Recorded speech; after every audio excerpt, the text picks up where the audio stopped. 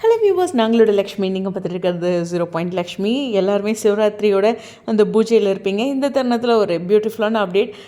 நம்மளுடைய சுவாமி வந்து காவி வேஷ்டி ஒயிட் ஷர்ட்டில் ரொம்ப பியூட்டிஃபுல்லாக வந்து ஒரு பக்தி மோடில் ஒரு ஸ்ட்ரீட்டில், எனக்கு தெரிஞ்ச அது கோவிலுடைய நுழைவாயிலுக்கு வெயிட் பண்ணுறாருன்னு நினைக்கிறேன். சம்திங் எங்கேயோ வந்து ஒரு லைனில் நின்றுட்டுருக்க மாதிரி ஒரு வீடியோ கிளிப்பு. அப்புறம் சுவாமி இப்படி நடந்து போகிற மாதிரியே சம்திங்.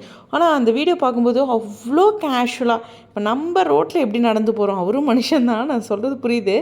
பட் ஆனால் ரொம்ப ரொம்ப கேஷுவலாக ஒரு ஒரு ஹீரோ அந்த மாதிரிலாம் எந்த ஒரு இதுவும் இல்லாமல் அவர் பாட்டுக்கு அழகாக நடந்து போகிறாரு. அப்புறம் அந்த ஃபேன் வந்து அவர் கூட ஃபோட்டோ எடுத்துட்டாங்க. அவங்க வந்து நுவனென்ன பிரேமா அந்த சீரியல் விஷயம் தான் வந்து டேக் பண்ணி பேசியிருந்தாங்க. எனக்குமே ரொம்ப சர்ப்ரைஸாக இருந்தது சுவாமியோட இந்த அப்டேட் பார்க்கும்போது.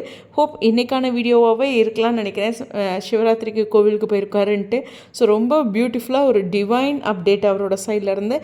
நிறைய அவரோட ஃபேன் பேஜஸ் எல்லாமே அதை ஷேர் பண்ணியிருந்தாங்க. என்னென்னா, சரி இது நமக்கு ஒரிஜினல் கிடையாது இல்லையா, அதனால் நான் அந்த பிக் யூஸ் பண்ண வேண்டான்ட்டு தம்ப்நெயில்ல உங்களுக்கு ஒரு ரெஃபரன்ஸ்க்காக வைக்கலான்னு வச்சேன். ஆனால் அது ஒரு இதுக்கு வைக்கும்போது 100 அப்படின்னு வந்துச்சு அந்த எடிட்டு. எனக்கே ஒரு சர்ப்ரைஸாக இருந்துச்சு. அது மாதிரி எனக்கு இப்படி எடிட்டும் எனக்கு மேஜிக் அமையாது. ஸோ 100 வருஷம் அவர் நல்லா இருக்கட்டும் அப்படிங்கிற ஒரு விஷ் வந்து சிவராத்திரி அன்றைக்கி எனக்கு ஃப்ரம் ஹார்ட், அது வந்து நம்மளே அறியாமல் அந்த எடிட் அப்படி வந்ததுனால எனக்கு தோணுச்சு. ஸோ அதையும் இந்த இடத்துல ஷேர் பண்ணிக்கிறேன். உங்களுடைய கருத்துக்கா ஸ்டேடியம்.